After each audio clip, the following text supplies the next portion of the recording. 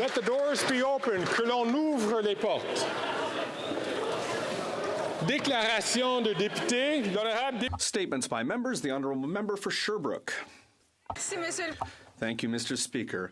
I was able to take part in a unique experience last Friday, the 34th edition of the Night Walk for the Homeless in Sherbrooke. Over 200 people were on hand to raise awareness of the growing vulnerability of those who have no choice but to live on the streets. In Sherbrooke, many organizations came together to show their ongoing support for the most vulnerable among us, including the Salvation Army, La Chaudronnée, La CAP, the Co-op de Solidarité L'Autre Toit, and all the other organizations that help fight hunger, prevent trauma, and reduce extreme poverty. Thanks to Michel, Jeremy, and Alexandra, I was able to walk, eat a good chili, and talk about the reality facing the homeless. Events like this are proof that Sherbrooke cares about the most vulnerable among us and are ready to mobilize to help reduce homelessness. L'honorable député de Calgary Confederation. Mr. Speaker, the Olympics are back in Calgary. I was there for the 1988 Winter Olympic Games, and I'll be there in February in Calgary for the Special Olympics Canada Winter Games. Qualified athletes from across Canada will compete in 8 sports with inspiring enthusiasm. Together with their families, their friends, their coaches, officials, mission staff, and the athletes, and over 4,000 visitors will generate significant economic activity for our community. However, to make this event an absolute success, we need our community to help. Olympic medalist and Games co-chair Cheryl Bernard and her team are looking for 1,200 volunteers to help roll out the red carpet and make the events run smoothly. You can find out all the details on their website at calgary2024.specialolympics.ca. There are so many ways to be a part of the volunteer experience, Mr. Speaker, and I encourage all Calgarians to consider volunteering so that we can make the Games a great success. Hear, hear, hear. The honourable member for Vaughan Woodbridge. Thank you, Mr. Speaker. For over 7 decades, the Canadian Italian Business Professional Association, known as CIBA, has been a leading voice in our community, playing an instrumental role in recognizing the achievements of more than 1.5 million Italian Canadians across Canada. CIBA's inception marked a significant moment in the Italo-Canadian journey. It was founded to address the difficulties experienced by Italian immigrants seeking to establish themselves in Canadian society. This Friday, Mr. Speaker, CIBA Toronto celebrates its 71st annual President's Ball, featuring the spirit of unity that defines the community and the ongoing contributions of Italian Canadians to all aspects of society. I wish to congratulate this year's CIBA Award recipients, Dr. Gianluigi Bislieri, Rocco Rossi, Victoria Mancinelli, Carmen Principato, Anthony Ricciardi, and Dr. Roberto Inocito Provenzano, on their individual accomplishments. Mr. Speaker, the Italian-Canadian story of hard work, sacrifice, and generosity is one I am proud of and one my children will know well. On behalf of my colleagues in the Italian-Canadian community, auguri to this year's awards recipients for your recognition. Thank you, Mr. Speaker. The honourable member for Laurentide-Labelle.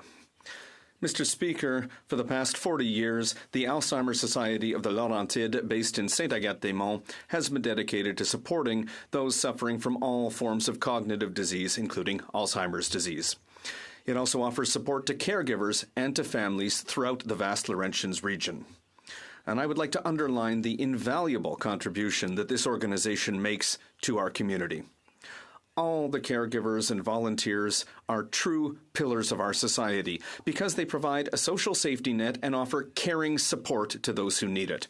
In my personal life, I've witnessed the immense contribution and excellent work done by the Alzheimer's Society. They have my gratitude and appreciation. Having watched my own father lose his autonomy, I can testify to the need for these services. Let's ensure the continued existence of the Alzheimer's Society Laurentides. Thank you, Mr. Speaker. The honourable member for Longueuil, Charles Lemoine. Mr. Speaker, I would like to highlight the remarkable achievements of Macadam Sud, a community organization in my riding which is celebrating its 40th anniversary this year. Over the last 4 decades, Macadam Sud has helped young people by dealing with tough issues including homelessness, mental health, dropping out of school, poverty, and youth isolation. A large part of the Macadam Sud team is made up of street workers. They meet young people in their own environment and offer them non-judgmental support. And all of their work is done with respect and dignity. Congratulations to all the members of the Macadam Sud team for the important work that they do. I would also like to thank all those who, over the last 40 years, have enabled young people living in difficult conditions to flourish and have helped many people in our riding over the years. Long live Macadam Sud. Thank you. L'honorable député de Central Okanagan, Similkameen, Nicolas. Canadian radio lost a good one this month. Ted Farr began his radio career 54 years ago in 1969. Many remember Tall Ted on CKLG's Doc Harris Show. Ted's colleagues have remembered him for being an outstanding coach and mentor. I met Ted at Kelowna's AM 1150, where he led the news team. Ted was dedicated in all that he did. Ted Farr's interviews always got to the heart of the issue, not just what the news was, but how it affected people in their daily lives. Ted was a dedicated husband, father, and proud grandfather. He championed his kids, his son Jonathan, who sadly predeceased him in 2008, and his daughter Natalie. Grandson Jonathan was Ted's joy, and he was so proud of watching him play and grow in lacrosse. Ted and wife Terry, also known as TNT, celebrated their 52nd wedding anniversary on October 1st. In Ted's own words to Terry, your love and support for 52 years has been priceless.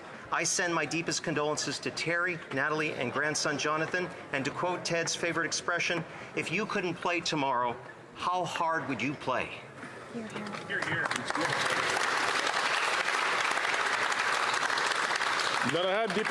The Honourable Member for Charlottetown. Mr. Speaker, 10 days ago, the Prince Edward Island Marathon was run on a clear, cool morning in Charlottetown. More than 3,000 people from all over the world participated in multiple categories. The PEI Marathon started from humble beginnings until 19 years ago when Myrtle Jenkins Smith saw the potential to professionalize it, make it into a Boston Marathon qualifier, draw in corporate partners, ramp up the promotion, and make it into a huge tourist draw. She has been the heart and soul of what is now a weekend that runners everywhere have circled on their calendars. She has tweaked and perfected the formula that keeps volunteers, sponsors, spectators, and runners coming back year after year. The PEI Marathon is but one of so many enduring contributions Myrtle has made to better our community and the lives of so many. Myrtle truly has dedicated her life to service and excelled at every turn. Islanders are truly fortunate to count her as one of our own. Thank you, Mr. Speaker. The Honourable Member for Labrador. Thank you, Mr. Speaker. It is a privilege to rise in the House to honour Louis Riel, a man who continues to inspire generations of Métis leaders in Canada and the respect of all Canadians. Riel was a father of the Métis Nation and the founder of Manitoba. He was a political leader who fearlessly fought for the rights of all Métis citizens at a time when his people faced prosecution and oppression because of their culture, values, and their way of life. Today in front of the House we have Bill C-53, which recognizes the rights of Métis in Canada. I call on everyone to reflect on the importance of Métis in Canada and support the rights and recognition of Métis people. In recognizing Riel's unwavering commitment to the vitality and prosperity of Métis in Canada, the Métis Nation of Saskatchewan will be hosting a reception this evening in the Speaker's Lounge, and I hope that colleagues in the House will join the Métis Nation in celebrating the incredible life and legacy of Louis Riel.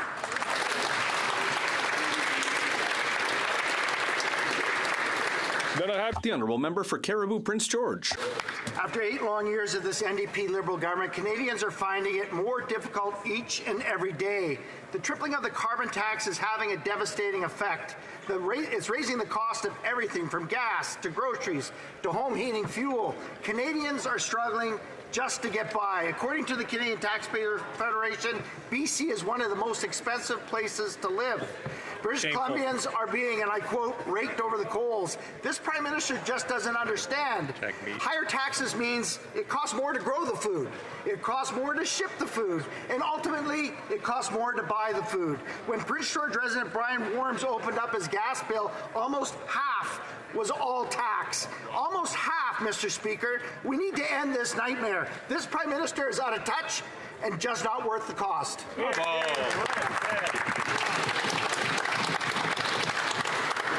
Then I have the honourable member for Sault Ste. Marie. Speaker, our hearts are broken for Sault Ste. Marie. Families have been shattered by intimate partner violence. Children who had a bright future ahead of them with untold potential have been lost. To the families and friends of the victims, I send you my deepest condolences. To the school community, to the residents of the Soo, I hear it in your voices, your pain. We will be there for you, Mr. Speaker. It is so important that as a community, we reach out to our friends, our family members, therapists, and counselors in such a time. And I would be remiss if I did not recognize the first responders whose lives will be significantly changed for the rest of their life. Together, we're going to stand together. We will mourn together. And we will heal together. Because as a community, we will get through this very tragic days in Sault Ste. Marie in Canada. Thanks to all that have reached out to me, to my community, and again, my heart goes out to the families.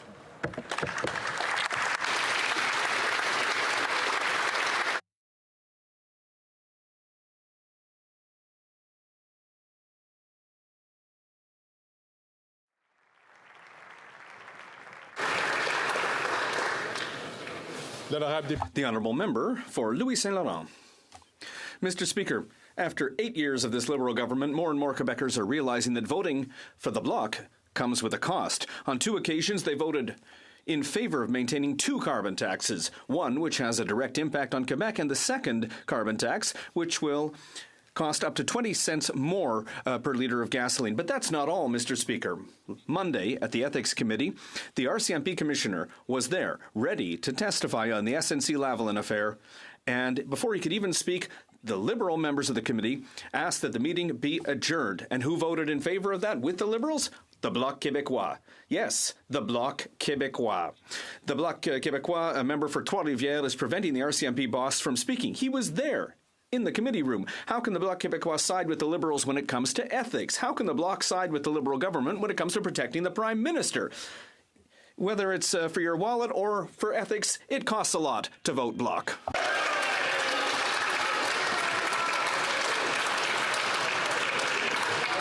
Then I have the honourable member for Battle River Crowfoot. Mr. Speaker, earlier this week, members of the NDP Liberal government shut down the Ethics Committee before we could hear from the RCMP Commissioner, who was there to testify about the documents that Liberal Prime Minister refused to release that hindered their criminal investigation into the SNC-Lavalin scandal. All of this happened after that Prime Minister hid behind cabinet confidence. This type of behaviour is disgraceful and shows clearly that the Liberals, with the help of the NDP, seem to be hiding and protecting that Prime Minister. Mr. Speaker, no one, not even the Prime Minister, should be above the law. After 8 years, this corrupt NDP Liberal government has not only worsened the livelihoods of Canadians, but has seen trust in government disappear as quickly as a Liberal election promise. Canadians deserve to know that if that Prime Minister broke the law to help his friends. So my question is simple. If he has nothing to hide, why is the cover-up coalition going to such lengths to keep the facts from coming to light?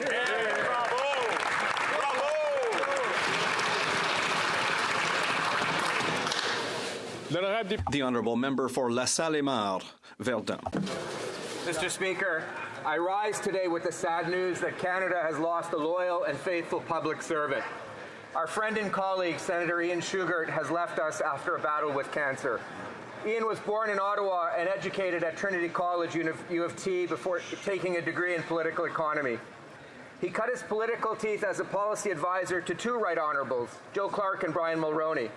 When the Conservatives were elected to govern in 1984, he first became a policy advisor and then Chief of Staff to Minister Jake Epp. During this time, he played a pivotal role in historic events, such as the patriation of the Constitution and the development of the Charter, and working, amongst other things, on childcare, labour market agreements, and the Meech Lake Accord. In 1991, Ian entered the public service, rising to many important roles, successive deputy minister positions with a substantive impact in many areas, including health, labour, climate, and global affairs. Finally, in 2019, he was named by the Prime Minister to be the 24th clerk of the Privy Council. He would serve in this role for 2 years, marked by the outset of a global pandemic, until his health forced him to step aside. When the situation looked more positive, Mr. Speaker, in 2022, he returned to public service as a senator and with a deserved role at the Monk School. Ian's public service was punctuated not only by his intellect, but by his practical wisdom. I would add, too, his civility and kindness.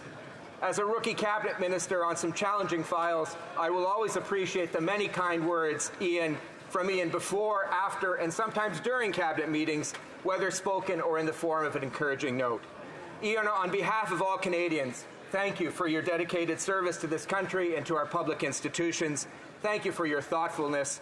Linda, to your family and friends, please accept our condolences. Rest in peace, friend.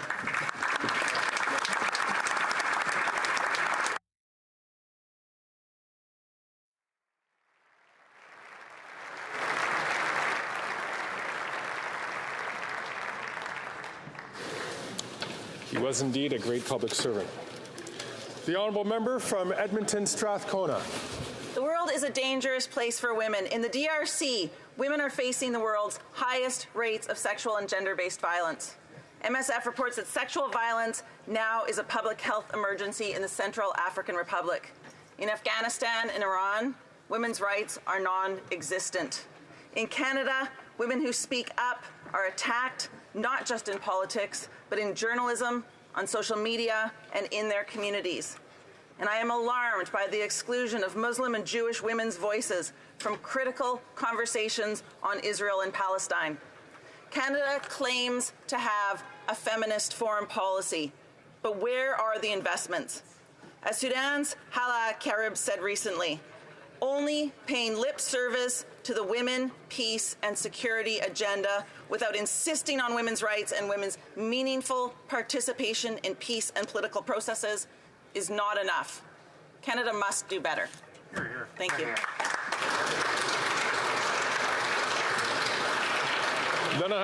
The Honourable Member for Longueuil, Saint-Hubert.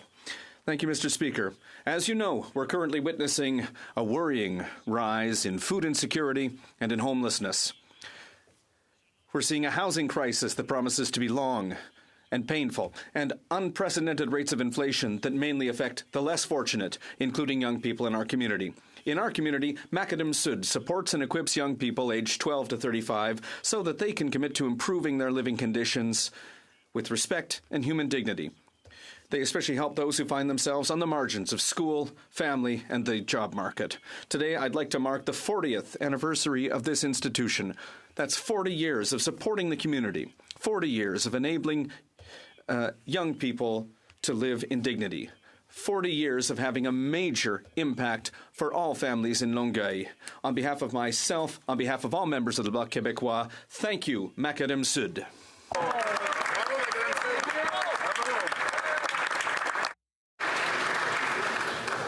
The honourable member from Elgin, Middlesex, London. Mr. Speaker, after 8 years, too many Canadians are suffering at the hands of crippling mortgage rates.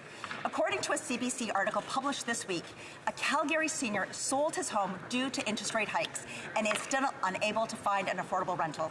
Seniors are forced to couch surf, find roommates, or get bedroom and basement apartments. Under the NDP Liberal government, this very people who built this country are being forced to sell their homes with nowhere to turn except the workforce. Seniors should not be forced out of retirement to make ends meet and achieve their dreams of owning a home. It is clear that this NDP Liberal government is not capable of ensuring housing stability and protecting Canadians of all ages. The thousands of Canadians fighting homelessness and desperate for a change. This Prime Minister is not worth the cost. It is time for Canadians to have a common sense government that brings down inflation and interest rates so hard-working people can keep their homes and a secure life. Thank you very much, Mr. Speaker.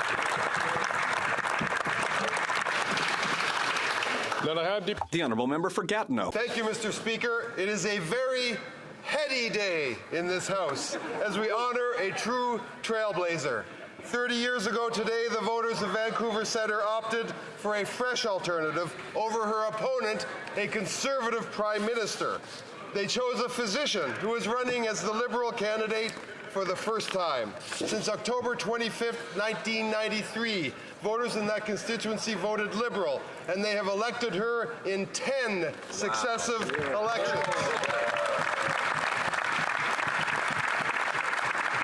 She is now the longest-serving female member of Parliament in Canadian history, Mr. Speaker. She has been the Parliamentary Secretary to the Minister of Health and Secretary of State for Multiculturalism and the Status of Women. And over 3 decades, she has been a supporter of a strong healthcare system and a champion for the LGBTQ+ community. She currently chairs the Standing Committee on Canadian Heritage, and back home, she's beloved by her fellow residents of Vancouver. Indeed, the City of Vancouver has proclaimed today as a day in her name. Canada has been fortunate to have her in this House, Mr. Speaker.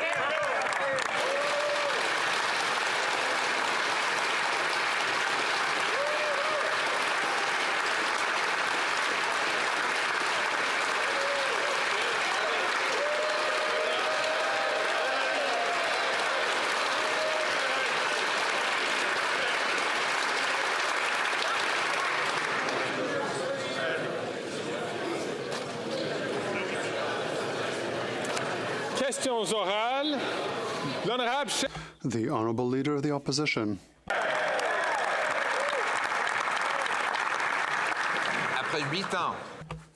After 8 years of this Prime Minister, he is not worth the cost.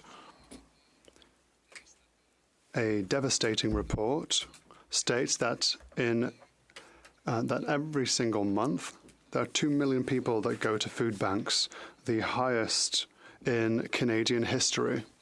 After 8 years of this Prime Minister, will he finally reverse his plan to radically increase taxes on farmers, producers and truckers that deliver our food?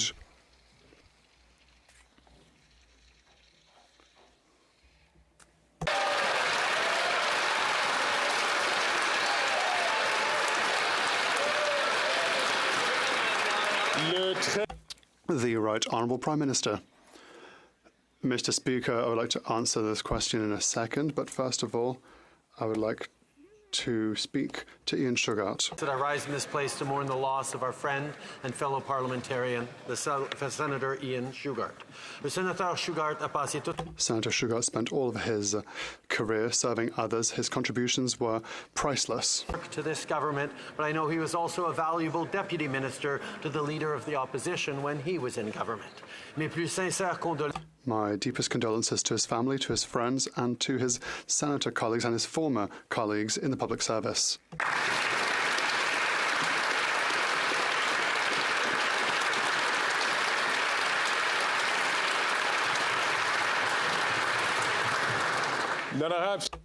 The Honourable Leader of the Opposition. My deputy minister, he was a brilliant public servant of serving both political parties and serving Canadians in the Senate, and all of us mourn with his family at the tragic loss of this great Canadian public servant.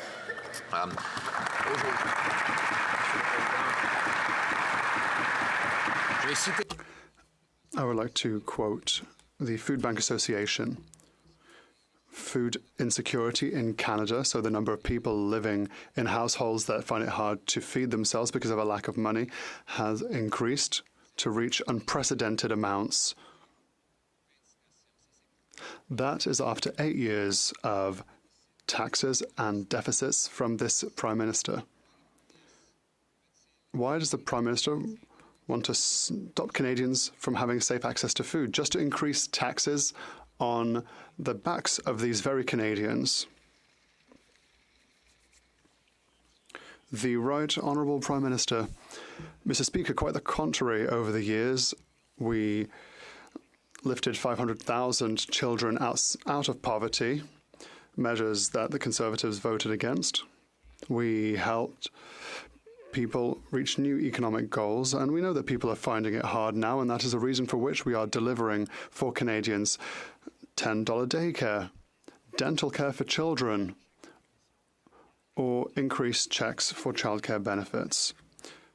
And the Conservatives voted against every single time. We will continue to help families during these difficult times. We'll invest in them instead of cutting everything like the Conservatives are proposing.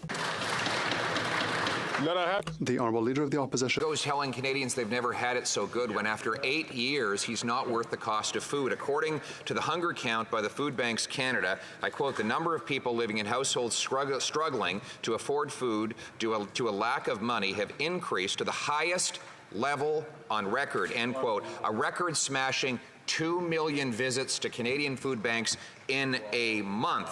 And his plan is to quadruple the carbon tax on the farmers and the truckers who bring us our food. How many Canadians have to go hungry or homeless before he axes this terrible tax?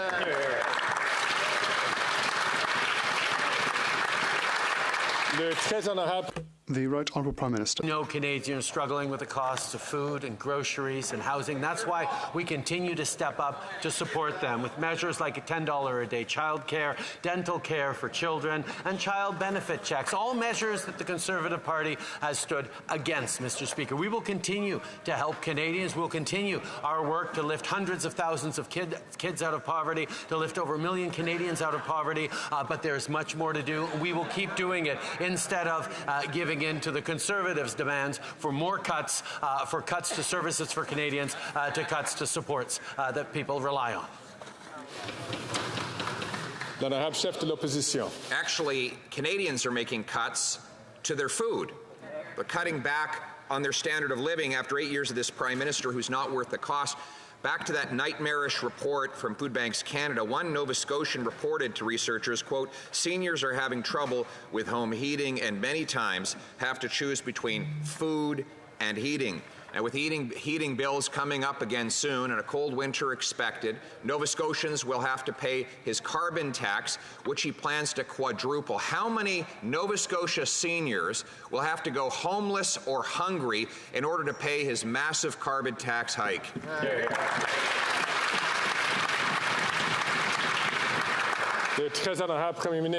Mr. Speaker, if the honourable member actually cared about seniors, he wouldn't have been part of the government that raised the retirement aid, driving seniors further into poverty. We brought it back to 65. We continued to step up with supports for seniors, and we're going to continue to stand to defend their pensions as well. While his Conservative colleagues are attacking the CPP, he's finally realized that perhaps the CPP is a good thing, has come out in defense of it after decades, Mr. Speaker, of attacking seniors and their pensions, of attacking the CPP. We're going to continue unequivocally to stand to support seniors right across the country, unlike the Leader of the Opposition.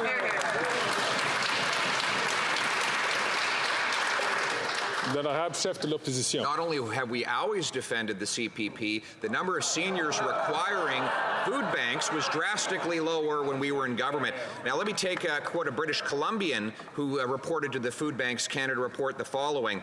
The cost of housing is indescribable.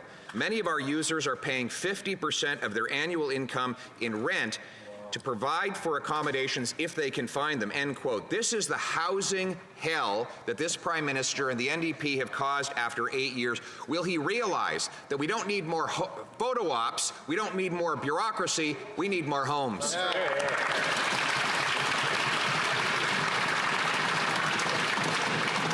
Le très honorable Premier ministre. Mr. Speaker, as the Leader of the Opposition has put forward no plan for housing, he lacks credibility on this issue. We are taking bold action to get more affordable homes built. Indeed, just today, the Minister of Housing is in British Columbia, is in Kelowna for our most recent Housing Accelerator announcement, which will streamline building permits and allow for high-density housing near public transit, spurring the construction of up to 20,000 new housing units over the next decade in Kelowna. We're also working with Kelowna to make city-owned lands available for housing in partnership with nonprofits, and we look forward to sign more agreements right across the country, delivering for Canadians on housing. The Honourable Member for Bailey-Chambly. Mr. Speaker, yesterday the Quebec National Assembly unanimously adopted a motion that confirms the economic viability of a sovereign Quebec, one in a series of unanimous motions that speaks for all of Quebec. So, independently of his personal preference, does the Prime Minister recognise Quebec's capacity to succeed economically as an independent country?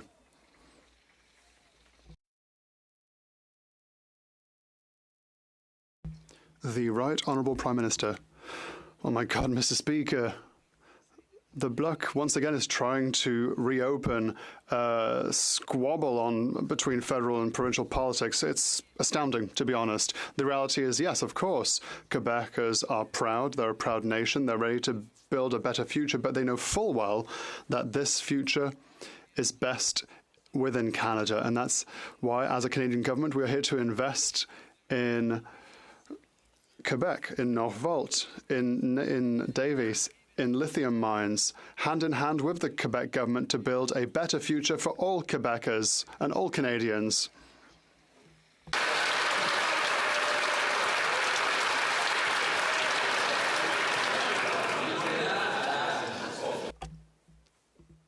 The Honourable Member for Bailey-Chambly. Well, you know that enthusiasm, well, we've already heard it before in Quebec, but I would like to remind the Prime Minister, who claims to speak for many people, that unanimously, including the Premier of Quebec, unanimously was it adopted a motion saying that Quebec was capable. I'm not saying if he knows how to count, the Prime Minister knows how to count, or if he likes it, but does he agree with the statement that Quebec can be a sovereign nation, economically speaking? That's it. Simple question.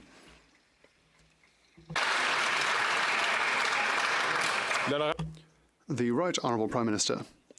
Mr. Speaker, over the past few years, I've been very pleased to have made announcements hand in hand with Premier Legault, and we have spoken a lot about the importance of reducing the wealth gap between Quebec and other provinces, because we know that Quebec is capable of doing more. Economic growth is here for Quebecers, and we are here to help them and to also benefit as Canadians of our combined economic improvements. And they have shown that they are worthy of this, and we will continue to work with Quebecers in order to build a prosperous future for everyone. L'honorable député de Burnaby Sud. 2 million Canadians had to use the food bank in 1 month alone. This is a direct result of Liberals and Conservatives who continue to search and distract from what's going on, when the real reason of what's causing this, Canadians know really well. When they were asked the question, greedy CEOs. Now, why won't the Prime Minister understand what Canadians already do? Here, here. Le très honorable Premier ministre. Mr. Speaker, we understand and we see firsthand how Canadians are struggling with the cost of food, groceries and housing. That's why we're taking concrete actions to support them through this, whether it be with the grocery rebate, whether it be with $10 a day childcare, whether it be with a dental care that's going to support young children, whether it be the initiatives we're taking across this country to create good jobs and economic growth, whether it be with the GST rebate checks, whether it be with with the climate action rebate that's putting money in people's pockets right across the country. We're going to continue to be there for Canadians as we had in years past, as we lifted hundreds of thousands of kids out of poverty, as we've lifted over 1 million Canadians out of poverty. We know there's more work to do, and we are going to continue to do it, Mr. Speaker. The honourable member from Burnaby South. While Liberals and Conservatives continue to distract, Canadians know corporate greed is driving up the cost of food. That's right. 2 millions de Canadiens visitent les banques. 2 million Canadians visit food banks, whilst profits of large grocery stores were close to $4 billion. When the Conservatives and Liberals have a choice, they always choose CEOs over Canadians. So the NDP forced them to come back before the committee to answer the questions they refused to ask. Will the Prime Minister admit that his government's approach is a total failure? The Right Honourable Prime Minister. Mr. Speaker, our objective is to make life more affordable and to make sure that companies pay their just part. The Minister for Innovation met CEOs from large grocery chains as well as producers, local and international food producers, so that we can highlight the necessity in making groceries more affordable. I hope that all members will join us so that we can adopt a housing act and affordable grocery act as rapidly as possible in order to improve competitivity in the field. Well, Leader of the Opposition. It's like a parallel universe every time the NDP leader stands up and attacks the very government he's a part of and laments how miserable life is for Canadians after 2 years of him being part of voting for quadrupling the carbon tax, driving up inflationary deficits, and, of course, driving 2 million people to the food banks in a single month. He blames greed for all this hunger. He's right. It is the greed of Liberal and NDP politicians who keep taking more and more from Canadians. Will they reverse these disastrous policies, Mr. Speaker?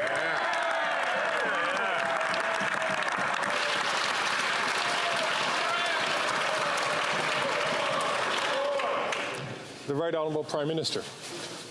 All of us in this House see how Canadians are struggling. We just have different responses to it. The Conservative Party is proposing cuts to government services, cuts to investments that are going to support seniors, cuts to investments that are going to support families, whether it's dental care or child care. The Conservative Party thinks you can cut your way to prosperity when the reality is, Mr. Speaker, our investments in child care, in dental care, in supports for seniors, in supports for students have actually helped Canadians through some difficult times and will continue to be there for them into the coming years. Chef de l'Opposition. Being there for Canadians, he's taking money out of their pockets. And if you don't believe me, listen to the Governor of the Bank of Canada, who said, and I quote, "Today, government spending will be adding to demand more than supply is growing.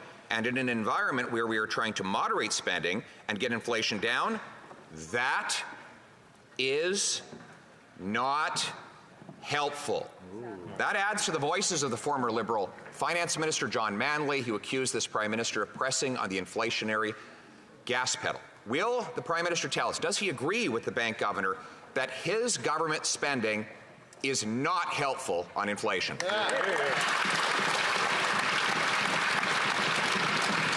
Mr. Speaker, Canadians know we need support and we need more supply on the housing crisis, and that's why we are there investing with municipalities to deliver more housing. In Brampton, our housing agreement will spur the construction of more than 24,000 homes over the next decade. That's an investment that the Leader of the Opposition would cut.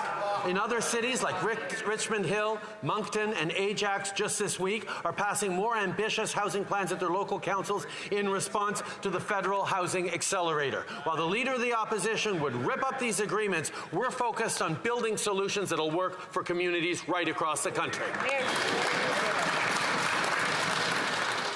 Chef de l'Opposition. The question wasn't about his housing photo ops. The question was about the rate of inflation and its link to government spending. And I quote the Governor of the Bank of Canada on this point today, and I quote, "Government spending will be adding to demand more than supply is growing. And in an environment where we are trying to moderate spending and get inflation down, that is not helpful. He's now clearly saying that government spending is driving up inflation. So very simple question. Does the Prime Minister agree with the bank governor that deficits are driving inflation? Yes or no?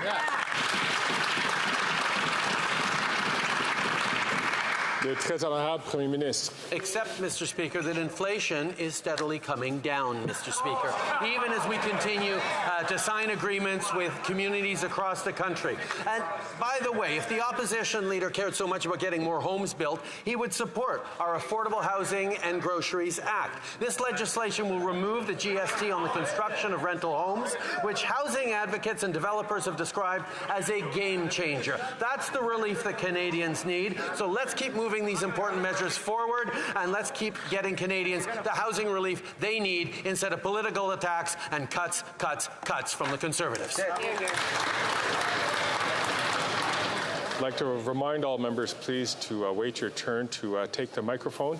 I know that some members are very enthusiastic, but there are other members who are certainly going to be asking their questions. The honourable member, the honourable leader of the opposition. He's very determined to avoid discussing the growing evidence of the link between his deficits and the inflation Canadians pay. So let's review what the bank governor said today. He said, 1, inflation risks are rising. 2, that inflation won't get back to target until the year 2025, 2 years out. And 3, the bank is now leaving its door open to further rate hikes, probably spurred on by the deficits of this government. With mortgage payments up 150%, for God's sakes, won't he get rid of these inflationary deficits so that Canadians can keep their homes?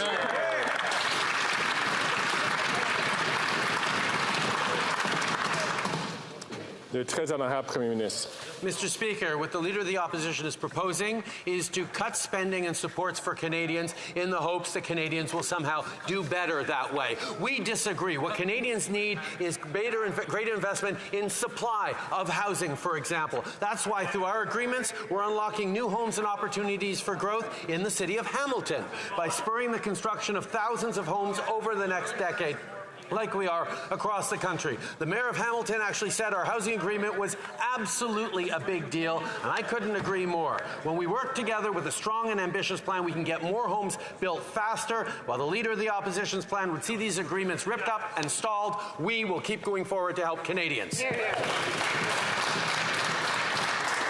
L'honorable chef de l'opposition.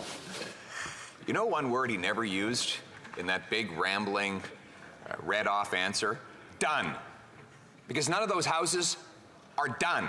They're all promises. But he's been promising to build affordable homes for 8 years. Since he first made that promise, housing costs have doubled, and none of the promises have come to fruition. Yes, other levels of government have politicians that are thrilled to have more money to bloat their bureaucracies. When will he realize that we don't make housing affordable by building bureaucracy? We have to build homes.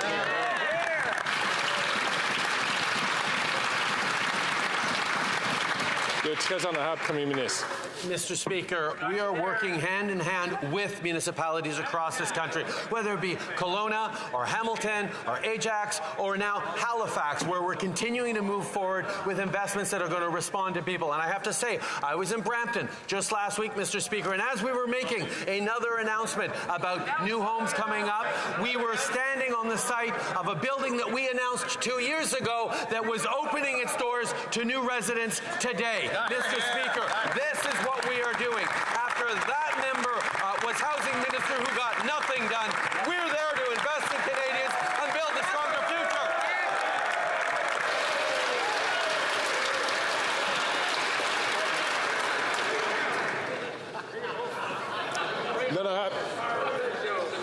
L'honorable chef de l'opposition. Mr. Speaker, he has the best photo ops in the history of photo ops. We'll give him credit for that. He wants to know what I got done when I was housing minister. The average rent was $950. It's now over $2,000. When I was housing minister, the average mortgage payment was $1,400. It's now well over $3,500. When I was housing minister, the average needed down payment was $20,000. grand, and you could own a home on average by 29. Now those numbers have skyrocketed. I deal in the world of results. He deals in the world of photo ops. I know which ones Canadians prefer.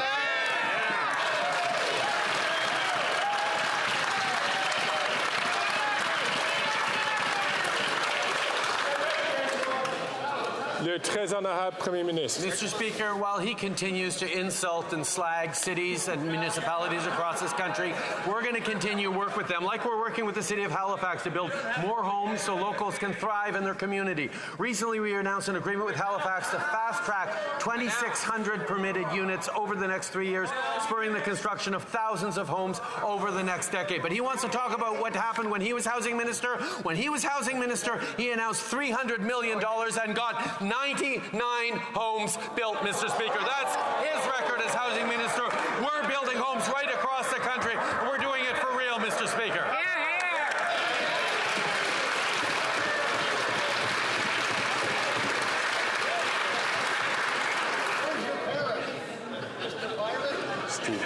Stephen.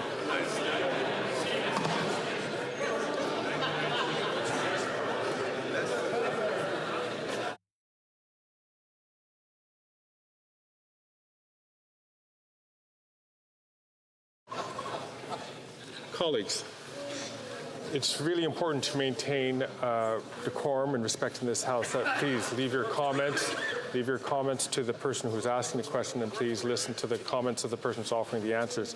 J'aimerais reconnaître maintenant le député. The honourable member for Bailleul-Chambly. Mr. Speaker, the money that the Prime Minister is boasting about spending is Quebecers' money, Quebecers' taxes.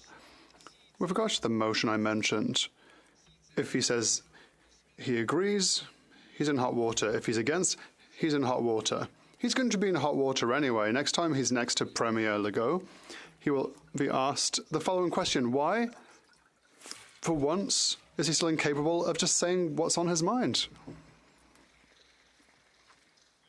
The Right Honourable Prime Minister.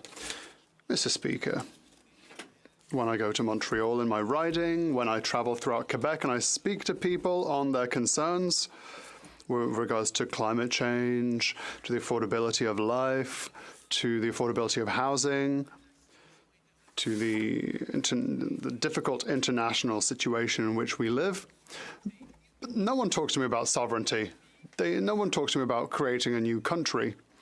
They talk to me about how we can work together to get concrete results in Quebec. We know that the Bloc Québécois always wants to squabble back to sovereignty, but as proud Quebecers and proud Canadians, we will continue to fight hard for Quebecers and all Canadians.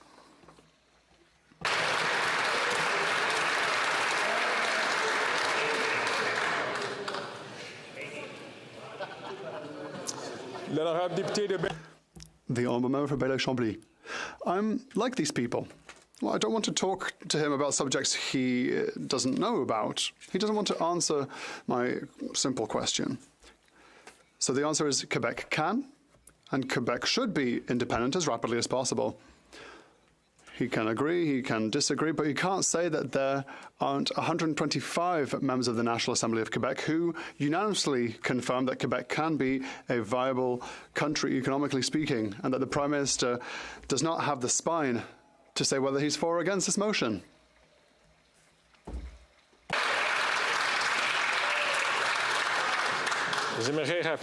I would like to remind the honourable member, remind him of what I said last week. It was very important not to question the courage of any member in the House. The Right Honourable Prime Minister. Mr. Speaker, according to the Bloc Québécois, sovereignty is an urgent matter.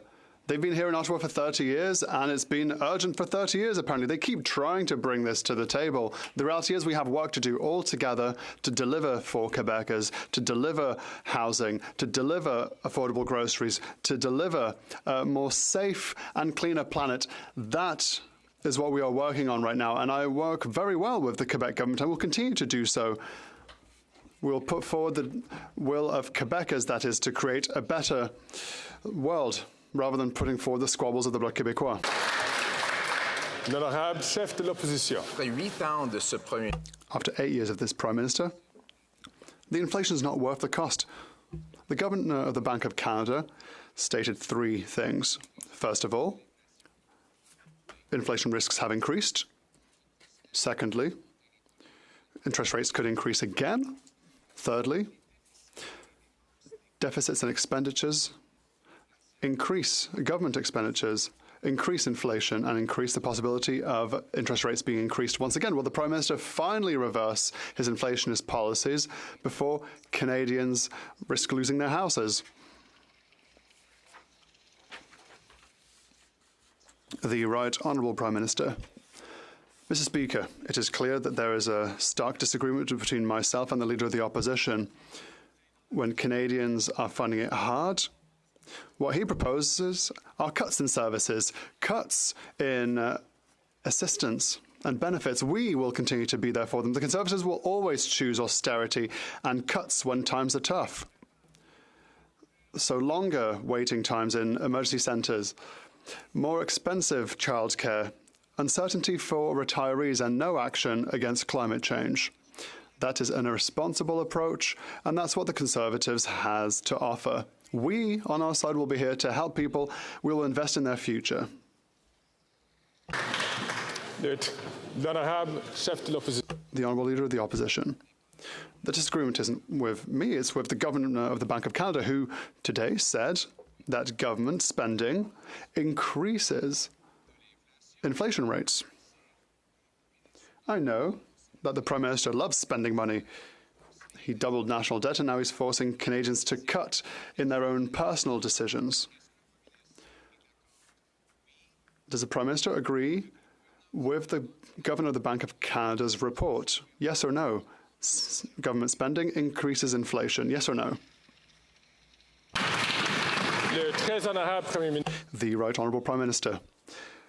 Contrary to the Leader of the Opposition, we will always respect the independence of the Governor for the Bank of Canada.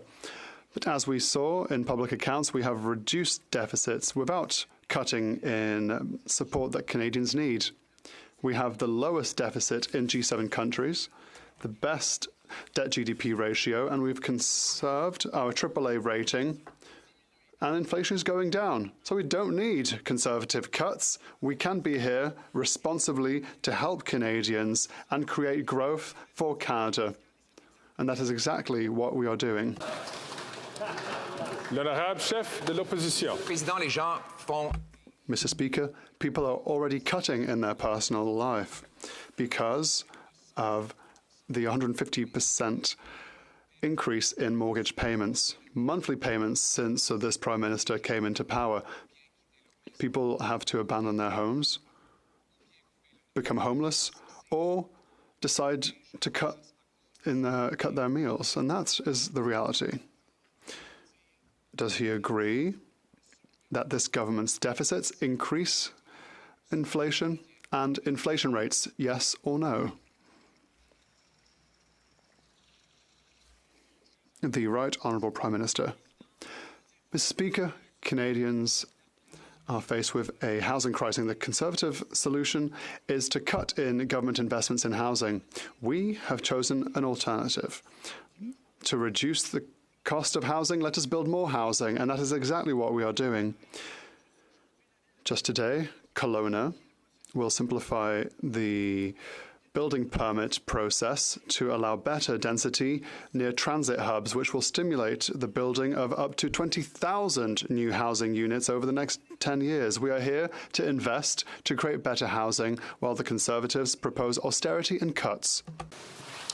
L'honorable chef de l'opposition. Again, with all of his expensive promises that have not completed a single home. He mentions that I spent only $300 million on housing, but he got the number of houses built wrong. It was actually 200,000 homes that were built in the year I was housing minister. But we know that numbers aren't his strength, Mr. Speaker. This is the guy who thinks budgets balance themselves, who doesn't think about monetary policy, who doubled the debt, doubled housing costs, doubled the rent. What else is going to double before this Prime Minister realizes that he's just not worth the cause?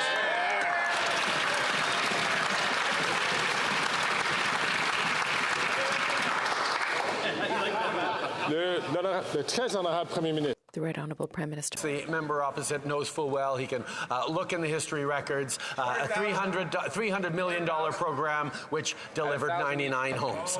The reality is, Mr. Speaker, we are continuing to work hand in hand with municipalities, with community leaders, with nonprofits across the country to move forward on building more homes, on responding to the supply challenges. That's why, for example, we're removing GST from new apartment buildings. But unfortunately, Mr. Speaker, the members opposite refuse to allow that bill to move forward, are continuing to block it, and they don't want to vote for it either, Mr. Speaker. We're going to be there to support Canadians every step of the way. L'honorable député de Burnaby. The Honourable Member for Burnaby South. The crisis in this country is deeply concerning. People are living in tents. People are living in cars. Now in Saskatchewan, people are resorting to living in apartment lobbies. This is a direct result of Liberals and Conservatives who lost 1 million affordable homes over the past number of years. Even the Saskatchewan Landlord Association is calling for action. So when will the Prime Minister fix the mess they created and house people this winter? Le très honorable Premier ministre. The Right Honourable Prime Minister. Working very closely with municipalities across this country on housing and homelessness, on building more homes, on improving supply. In the member opposite's hometown of Brampton, our housing agreement will spur the construction of more than 24,000 homes over the next decade by allowing higher density housing near public transit. In other cities like Richmond Hill, Moncton, Ajax, just this week are passing more ambitious housing plans at their local councils in response to federal leadership. In Moncton, in Halifax, in Kelowna, in other places across this country, we continue to invest in agreements that are going to build more homes quicker, to support Canadians and build a brighter future for everyone. L'honorable député d'Edmonton, Griesbach. Mr. Speaker, the humanitarian situation in Gaza is getting worse by the minute. This collective punishment has now claimed the lives of over 6,000 people. The 12-year-old daughter of one of my constituents remains stuck in Gaza, separated from both her parents, and we have no information on her whereabouts. We need more humanitarian aid and a response that is fair to both Israeli and Palestinian civilians. When will this government join New Democrats in calling for a ceasefire now?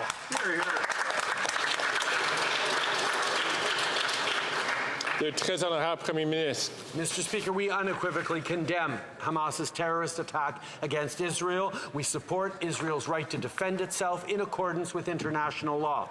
We are deeply concerned about the situation in Gaza. As I said, there are ongoing diplomatic conversations about consideration of humanitarian pauses, and that is something that Canada supports. Desperately needed humanitarian aid must reach vulnerable Palestinian civilians in Gaza, and Canada is working closely with partners to build a humanitarian corridor. Hamas must immediately release all hostages, and Canadians and foreign nationals who wish to leave Gaza must also be allowed to do so. L'honorable député de Yukon. Mr. Speaker, since it was imposed upon them, Indigenous families and children have experienced racist and discriminatory treatment by Canada's Family and Children's Services. Communities in the Yukon and across the nation have always known that self-determination and truth are key to healing and making sure future generations thrive. Thanks to the advocacy of First Nation leaders and communities, calls for accountability have been answered by the highest courts. Can the Prime Minister tell us what the federal court's decision means for First Nation children and families? Le très honorable Premier ministre. I thank the honourable member for Yukon for his question and his leadership. Yesterday's announcement represents an important milestone.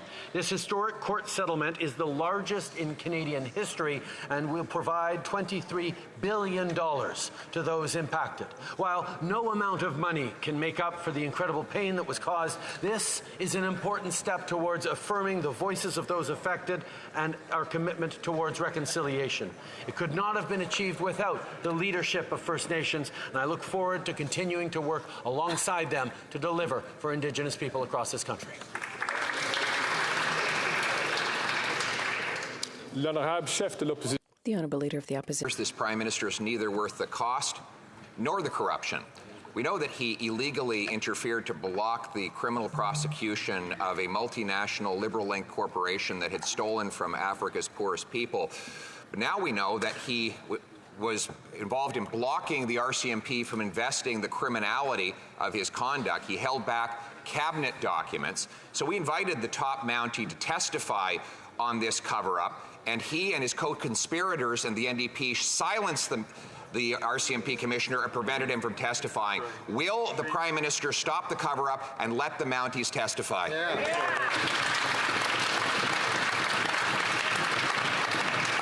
Mr. Speaker, the member opposite well knows that both the RCMP and CBSA's Professional Integrity Division are investigated. The CBSA has also launched an internal audit to look into contracting at the agency and has increased oversight processes when it comes to contracting.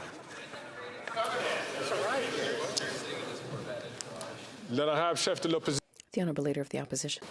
Mr. Speaker, the question was about the SNC-Lavalin criminal investigation, not the ArriveCan app criminal investigation. I can understand there's so many criminal investigations he can get confused sometimes, but he sure managed to know enough about them to block from any scrutiny. He deprived the police of cabinet documents that may have led to criminal charges against him, and now he's depriving a parliamentary committee from investigating it. The question is, yes or no, will he let the commissioner of the RCMP testify about his blockage of cabinet documents in the criminal investigation of the SNC-Lavalin scandal?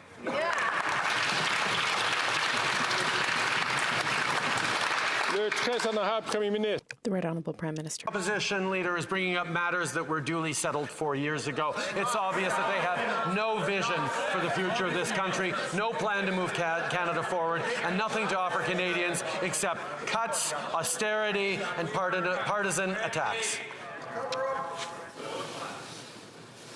Well, one thing we will cut is the ArriveCan app. The matter is also under criminal investigation. It was an app we didn't need, didn't work, and was about 500 times more expensive than it should have been. Yes. We now know that one of the contractors that got paid submitted detailed documentation on a company that didn't even exist. We know the Prime Minister blocked criminal investigations into his SNC-Lavalin scandal. Will he agree, yes or no, to cooperate with the police in the ArriveCan criminal investigation?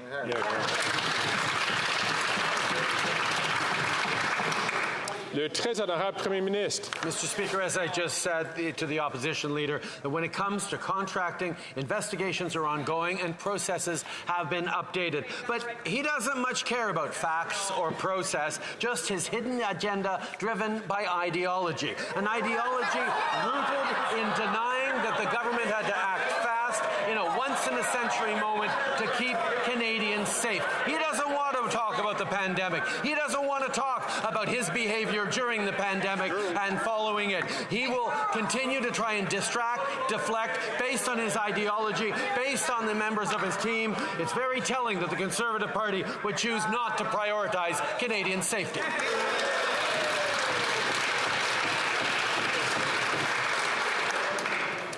L'honorable chef de l'opposition.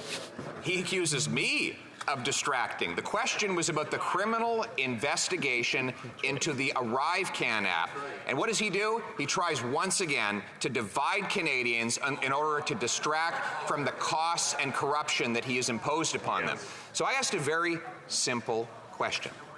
We now know that a program he created is under criminal investigation. Will he, yes or no, cooperate with the police?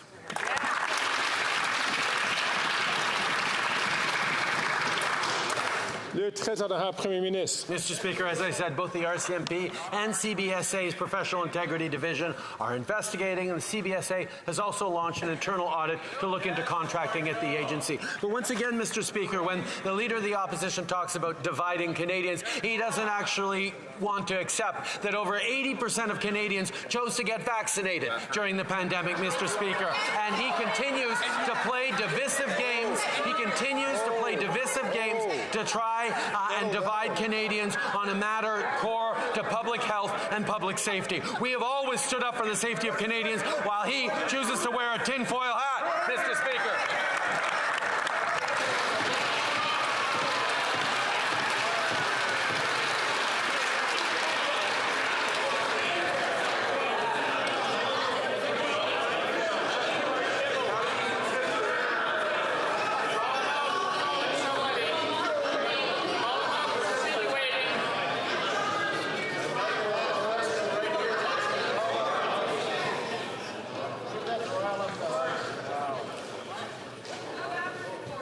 Colleagues, I do encourage you once again to take note of my declaration from last week, encouraging members to make statements, to avoid statements which are qui peut déranger les procédures.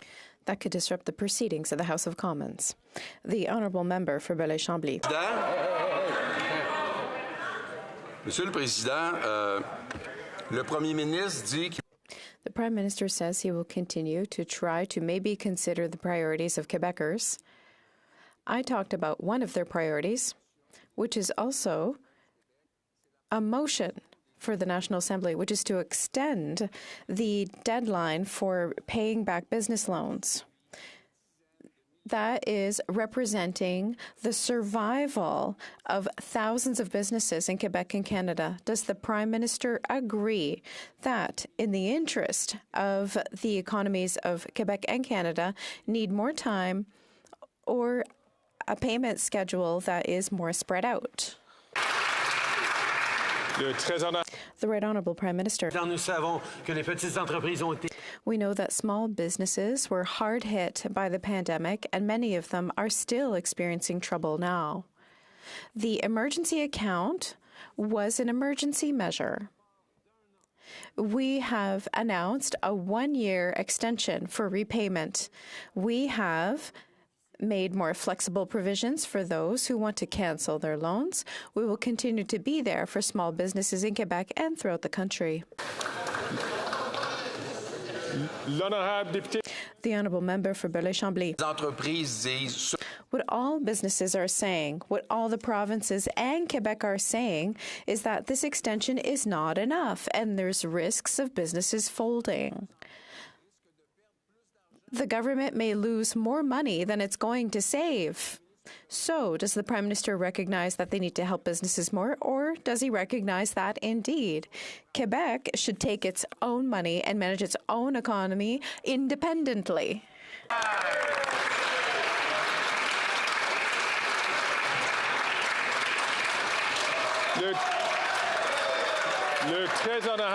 The Right Honourable Prime Minister. Just a little reminder, during the pandemic in Quebec and elsewhere, 8 out of $10 offered in assistance to Canadians came from the federal government. Small businesses are at the heart of our economy. We were there for businesses during the pandemic, and we will continue to do so as they recover. Our financial approach has been responsible, and we've offered some leeway to those who want to take advantage of flexibility in the loan repayment program. The Honourable Leader of the Opposition. The Wall Street Journal revealed today that mere weeks before Hamas terrorists unleashed the worst attack on Jews since the Holocaust, they went to Iran to take training and direction from the terrorist group, the IRGC. Strangely, given that this group is probably the most dangerous terrorist outfit on earth, it is perfectly legal to raise money for it, to organize and recruit for it right here in Canada. Will the Prime Minister ban the IRGC today?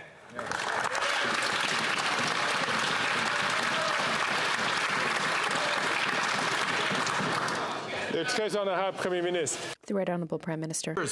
During the previous Conservative government's attacks and rhetoric against Iran, including the closing of the embassy, they never moved forward on banning the IRGC and declaring it a terrorist organization. We know there is a rigorous process to do that, and we are pursuing and looking at all options around that. What we did do, Mr. Speaker, is use never before used or rarely before used measures in the immigration department that were used in case of war crimes in Rwanda and elsewhere to ban for life senior members of the IRGC from ever being able to come and find solace in Canada. That is a strong measure, and we're always open to doing more.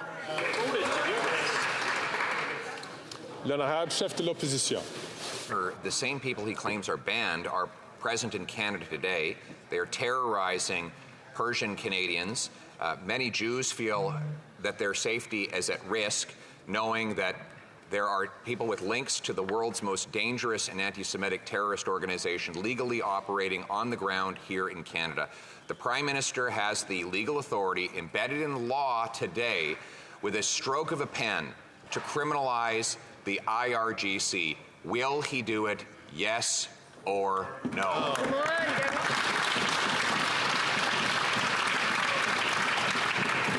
Le très honorable Premier Ministre. Mr. Speaker, if I start correcting the Honourable Leader of the Opposition on the facts, we'll be here all day.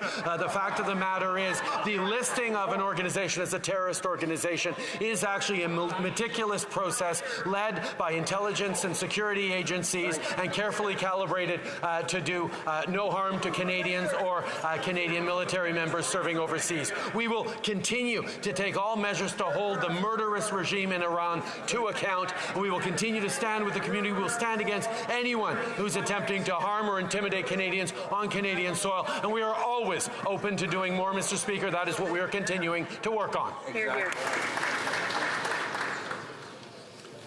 Avant que je passe au chef de l'opposition.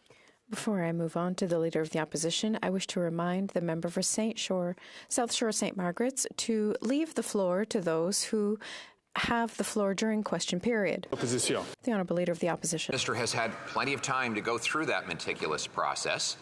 Under the anti-terror law adopted in the aftermath of 9/11, the Public Safety Minister, which reports to the Prime Minister, has the ability to put groups on the list. There are dozens that have already been added, but the most dangerous terrorist group of all, the IRGC, can still legally fundraise, coordinate, organize, and propagate its message here on Canadian soil at great risk to Canadian Jews and Persians. Will the Prime Minister put his intransigence and stubbornness aside and protect Canadians for once and ban the IRGC?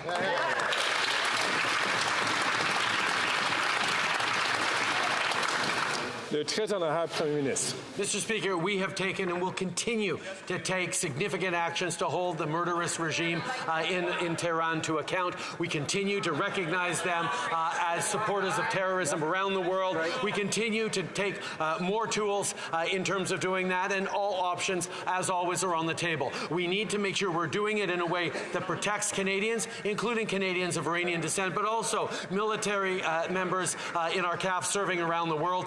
We will continue to do the right things to keep all Canadians safe and hold the Iranian regime to account. Hear, hear. L'honorable député de Dorval-Lachine-LaSalle. Merci, Monsieur le Président. Thank you, Mr. Speaker. Our seniors are feeling the effects of inflation. As the opposition wants to cut all the services seniors depend on, and when their party made seniors' lives difficult when they were in power, can the Prime Minister explain to seniors in my riding and across Canada how we have supported them and how we will continue to do so? Thank you. Le très honorable. The Right Honourable Prime Minister. Je remercie la députée de la... I thank the member for Dorval-Lachine-LaSalle for her question and her work with seniors. We are proud of our track record for seniors since 2015. Instead of increasing the retirement age, we decided to keep it at 65. We also increased the guaranteed income supplement. We improved the Canada Pension Plan and increased old age security. Canadians remember the Harper years. That's why we cannot allow them to take that risk. Mr. Speaker, the Americans banned the IRGC in 2019. They reaffirmed, President Biden reaffirmed that decision just last year. The Liberal caucus even voted in this House in favor of banning the IRGC, but the Prime Minister blocked that from happening. He has the legal authority to do it. This is the world's most dangerous terrorist group. They helped orchestrate the hideous attacks on the people of Israel just weeks ago. Will he finally do the right thing and ban the IRGC? Yes or no?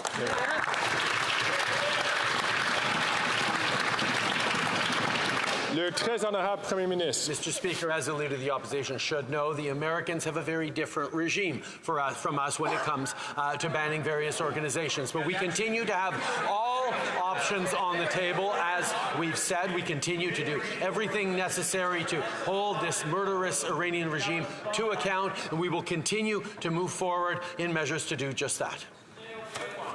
L'honorable chef de l'opposition. Actually, the regime is really not that different when it comes to listing. We both have the power of the executive branch to identify terrorist groups and put them on a list of banned entities, banning them from raising money, recruiting, coordinating, and arranging attacks on other people around the world. That power exists in Canada. And in fact, because the Prime Minister has not been willing to exercise that power using his executive authority, Conservatives have a helpful private members bill that would do it for him. Will he adopt the Conservative private members bill to ban the IRGC, yes or no?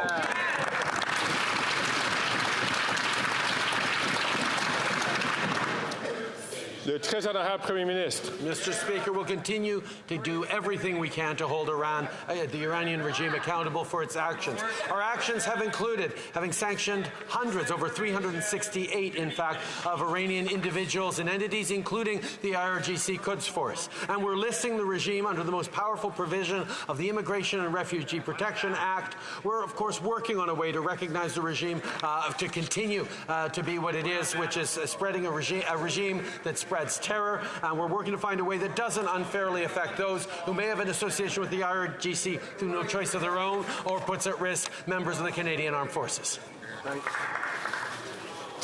L'honorable chef de l'opposition.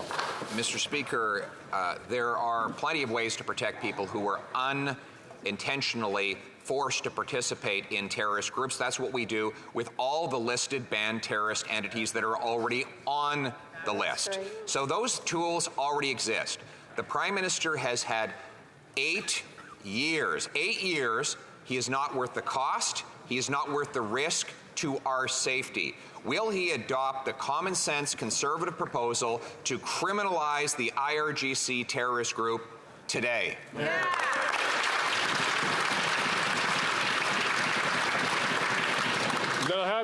Le très honorable Premier ministre.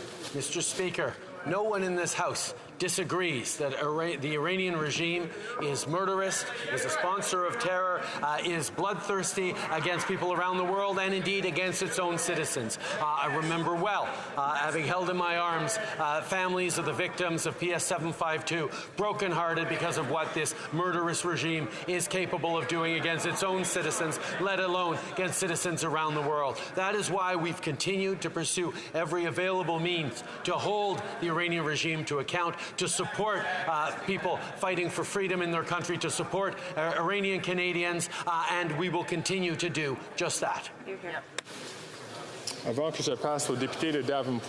Before I move on to the member for Davenport, I remind the member from Cumberland Colchester to please allow the question to be answered and the person who has the floor to answer that question without interruption. The honourable member from Davenport. Mr. Speaker, the residents in my riding of Davenport are proud of Canada's unwavering support of Ukraine as it is fighting an illegal, brutal invasion by Russia. The opposition is questioning the need for the important Canada-Ukraine trade legislation that is currently before this House, calling it woke legislation. This puts into question their support towards Ukraine. Can the Prime Minister inform this House how we are committed to supporting Ukraine in their fight for freedom and why this trade legislation is so important? The honourable member, sorry, not the honourable member for Davenport, but rather the Right Honourable Prime Minister. Thank you, Mr. Speaker, and I thank the member for Davenport for her unflinching advocacy on this important issue. We have been steadfast in our support of Ukraine since day one of Russia's illegal invasion. The modernization of our trade deal with Ukraine is another important area of cooperation between our two countries, which is why it is so disappointing to hear the member that you just called out, the member from Cumberland Colchester, refer to the Canada-Ukraine Free Trade Agreement as, quote, woke legislation. On this side of the House, Mr. Speaker, our support for Ukraine has been unwavering. The leader of the Conservative Party cannot say the same.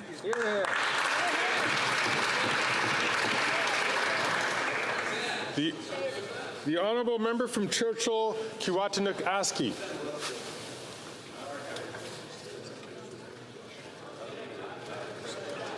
Mr. Speaker, as the Liberals fail on climate, First Nations are leading the way. Today's transformative AFN report says First Nations have begun taking matters into their own hands, unable to rely on other governments for robust climate action. What a sad state of affairs in a country as wealthy as Canada. The government insists on paying billions to big oil instead of investing in First Nations, such as those here in Manitoba, on the front lines of the climate crisis. When will this government stop with the billions to big oil, show leadership, and invest in the priorities of Indigenous communities facing the climate crisis now? The Right Honourable Prime Minister. Mr. Speaker, Indigenous communities and Indigenous leadership have been indispensable over the past years in our fight against climate change. They've been partners, they've been investors, they've been creators of the moral frame in which we will continue to advance in creating a stronger economy as responsible stewards of this planet. We will continue to work with them and continue to move forward in groundbreaking ways, like, for example, the 4 Indigenous partnerships on protected lands that we announced at COP in Montreal, where we demonstrated the kind of leadership that Indigenous people can take in protecting our planet, protecting biodiversity, and building a better future. They are our essential partners, and we are lucky to be working with them. L'honorable député de Kitchener Centre. Mr. Speaker, the Gaza Strip is currently being pounded by unprecedented airstrikes, 400 yesterday alone. Nearly 2/3 of Gaza's hospitals aren't functioning, with the remaining running out of power while needed fuel is blocked. In just 2.5 weeks, almost 8,000 Israeli and Palestinian civilians have been killed, including more than 2,700 Palestinian kids. How many more children need to die until this government's going to call for a ceasefire? The Right Honourable Prime Minister. Speaker, we unequivocally condemn Hamas's terrorist attack against Israel, and we support Israel's right to defend itself in accordance with international law. Of course, we are deeply concerned with the situation in Gaza, and as I said, there are ongoing diplomatic conversations about consideration of humanitarian pauses, which is something that Canada supports. Desperately needed humanitarian aid must reach vulnerable Palestinian civilians at risk in Gaza, and Canada is closely engaged with partners to build a humanitarian corridor. Hamas must release hostages, and we have to get foreign nationals, particularly Canadians, safely out of Gaza.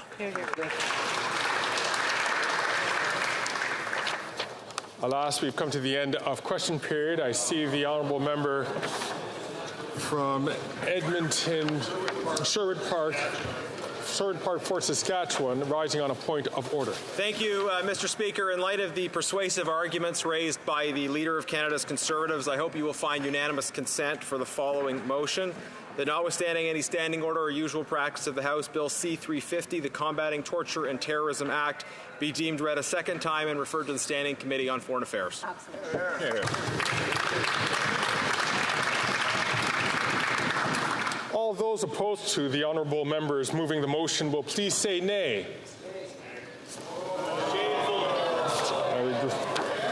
I regret that there is not unanimous consent for this. I see the honourable member from Sherwood Park, Fort Saskatchewan, rising on another point of order. Chair, is it possible to identify the Liberal members who said nay in response to the... The honourable member is an experienced member of the House. You know that is not a point of order.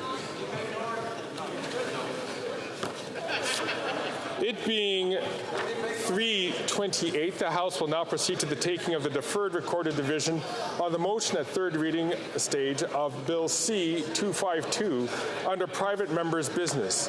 Call in the members.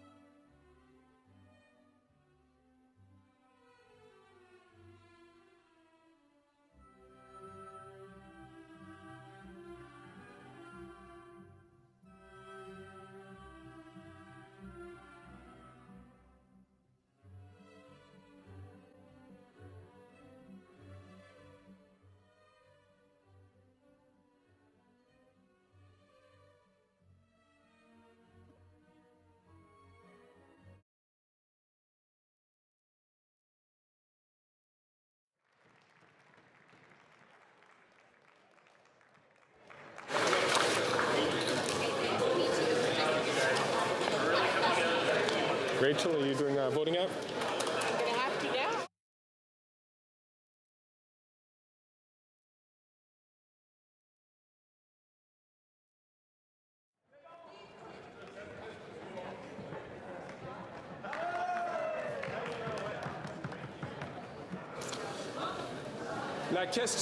The questions is as follows. Ms. Latanzio, seconded by Ms. Diab, moved that Bill C-252, an act to amend the Food and Drugs Act, prohibition of food and beverage marketing directed at children, be now read a third time and do pass. The 10-minute period for members voting electronically has started, and the House will now proceed to the vote. We will start with the sponsor of the item. Ms. Latanzio. Ms. Latanzio.